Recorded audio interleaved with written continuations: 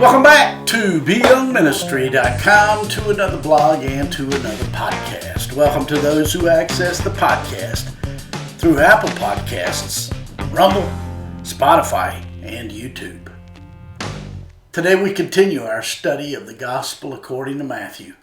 We're in chapter 21, verses 12 through 14, which reads, "Then Jesus went into the temple of God and drove out all those who bought and sold in the temple, and overturned the tables of the money changers and the seats of those who sold doves. And he said to them, 'It is written, my house shall be called a house of prayer, but you have made it a den of thieves.' Then the blind and the lame came to him in the temple, and he healed them." That's Matthew chapter 21, verses 12 through 14. Today we return to our study of Matthew chapter 21. The events of today's passage took place on Tuesday, the day after the Lord Jesus entered Jerusalem on the donkey. It was the Passover week, and the Lord Jesus had lodged in Bethany that night and came into the city early the next morning. According to Mark, on his way to the temple, the Lord Jesus cursed a fig tree which had a full covering of leaves, and it should have already bore figs.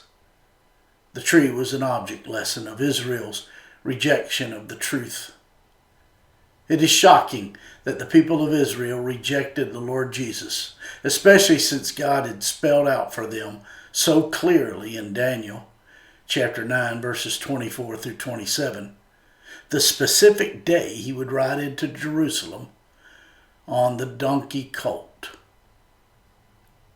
In verses 12 and 13 of today's passage, we read, "Then Jesus went into the temple of God and drove out all those who bought and sold in the temple, and overturned the tables of the money changers and the seats of those who sold doves. And he said to them, 'It is written, my house shall be called a house of prayer, but you have made it a den of thieves.'" When he arrived at the temple, the Lord Jesus entered the court of the Gentiles, which was the only place in the temple that was accessible to the Gentiles. There, the Jews used the area for a religious marketplace where Jews from all other lands could exchange money and purchase overpriced, approved animals for the sacrifices. The priests managed this business and made a great profit from it. It is not great profit that is the root of all evil. It is the love of money, which is greed. These people had so jacked up the prices that they were out of place at a place where one was supposed to engage God with his heart. This was the second time the Lord Jesus went into the temple in order to confront the corruption therein. According to John's Gospel, 3 years before, at the very beginning of his ministry, the Lord Jesus had entered there, and he swept out the money changers in a very similar fashion. The merchants were wrongly taking advantage of the people by selling to them overpriced animals. In addition, the money changers only accepted the official temple currency. As a result, they and the merchants made an excessive profit at this business, and the Lord Jesus was there to address it and to bring it to an end. Although the Lord Jesus had cleansed the temple at the beginning of his ministry, the merchants and money changers did not learn their lesson. In fact, they never really ceased their corrupt practices. Due to their corruption, the Lord Jesus overturned their spots of commerce.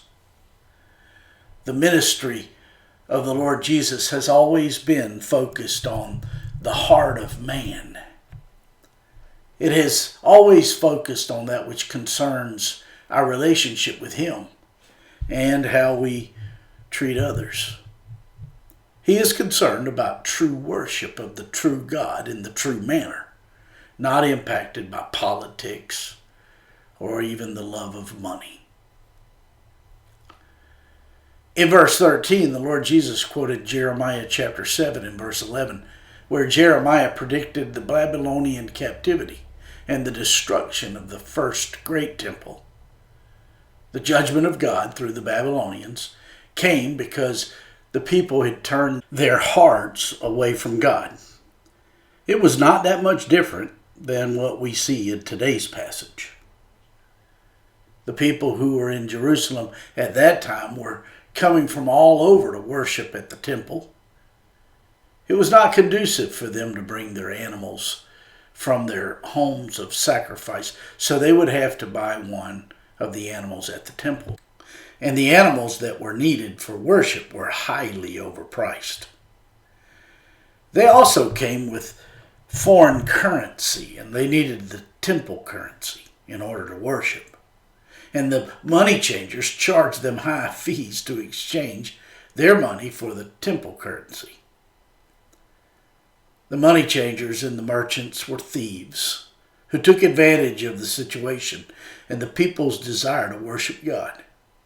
This explains the actions of the Lord Jesus in the temple that day. The temple was designed by God to be a place of prayer, a place of worship, devotion, and confession, but the religious leaders of Israel had turned it into a circus of blasphemy and greed. The religious leaders of Israel were motivated by fear. It is in the context of fear that hard-heartedness excels. The religious leaders panicked because of the popularity of the Lord Jesus and the threat he posed to their kingdom. They were afraid of this king because his power was greater than theirs and his influence was greater. The jealousy and the fear of the religious leaders caused them to want the Lord Jesus dead. And that was key, because from the foundation of all creation, the Lord Jesus Christ was slated to be the Passover lamb. These events all led to the religious leaders wanting to find a way to kill the Lord Jesus. They had arrived upon a point of no return. They no longer put up with anything the Lord Jesus did or said from that moment onward. This sealed his death, but it also sealed the destiny of those willing to depend upon him for salvation from sin. The corrupt religious leaders of Israel thought they were getting rid of the Lord Jesus, but it was he who was setting the stage for his sacrifice to be made for the forgiveness of our sin. In verse 14 of today's passage, we read, "Then the blind and the lame came to him in the temple, and he healed them." In contrast to the hard-heartedness of the religious leaders of Israel, the Lord Jesus was on the outlook for the needy and the hurting. The Lord Jesus healed the blind and the lame. And since they were no longer blind or lame, these people could now enter the inner courts. Instead of preventing them, the Lord Jesus made a way for them to participate by removing the obstacle that stood between them and their worship of God in the temple. This was a precursor to what he would soon do for those separated from God by their sin, by paying the price for our sin with his own life on the cross of Calvary. My friends, I trust this blog and this podcast are helping you in your walk with the Lord. If I can be of further assistance to you, shoot me an email at BYoungMinistry@gmail.com. Hey, have a great